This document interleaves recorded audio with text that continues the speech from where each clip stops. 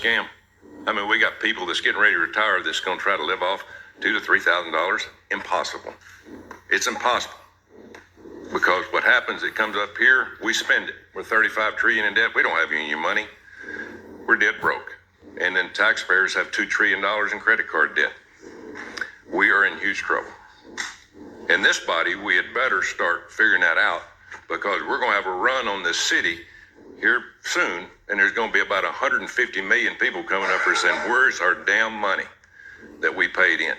I could have put my Social Security money 40 years in tax in the market and probably be worth 8 to 10 million today.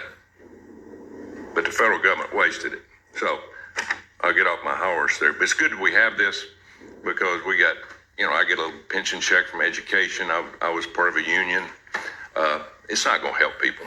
People are going to have to continue to work longer and longer. Am I right, Ms. Ginger? Can you say something about Social Security and it being taxed for some reason? We're taxing people for the second time on Social Security that they put into an account. Yeah, and I'd like to point out, when Social Security was first founded, those who established it, it was started out as a 2% tax, and they said this will never take more than 6% of your income. Today, it takes 12.4%. And depending on whether you go with CBO or Social Security trustees, it needs to take between 15.8 and 17.5%. So we're talking about thousands of dollars more per year. It also was actually only originally recommended that the tax be up to $66,000, equivalent in today's dollars, of earnings. But over time, it has expanded massively, and the money has been spent every year. So whereas everybody thinks this money's been set aside for me, no, for the past 13 years, every dollar that has gone out of workers' paychecks has gone immediately to pay promised benefits. And that's what happens when you have a system that enables those in charge of it to spend the money in the immediate term and leave the buck to the next generation that's coming along. And because Social Security has grown so much, it's actually to the detriment of lower income workers in particular, who have to pay such a large share of their paycheck to Social Security. They have little left to save for retirement.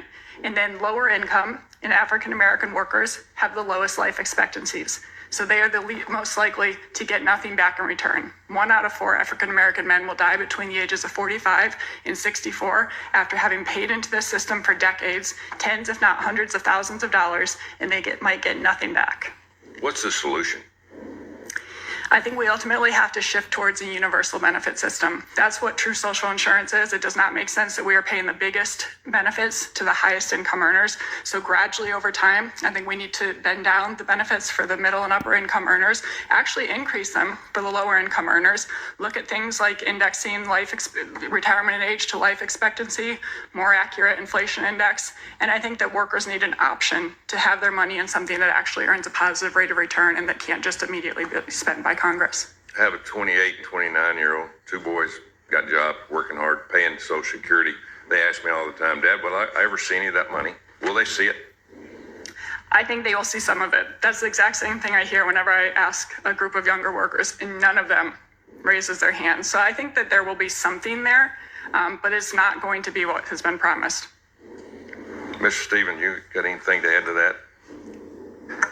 Thank you, Senator. What I would add is, when we talk about Social Security or we talk about pensions, the two things that they both have in common is that guaranteed income. You know what you're going to get, generally speaking, at the end of it.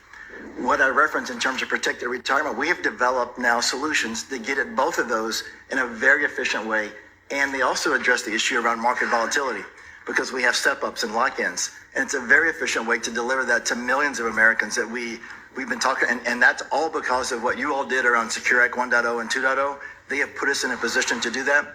And that's why I'm really encouraging us to have every 401k plan, 457 plan, 403b plan add at least one of those solutions, so that the American workers can choose. If they want to know what they're going to get in retirement, we can deliver that for them. Young people of all ages ask me, why can't we put our money in our own 401k instead of put it in Social Security? Is there an answer to that?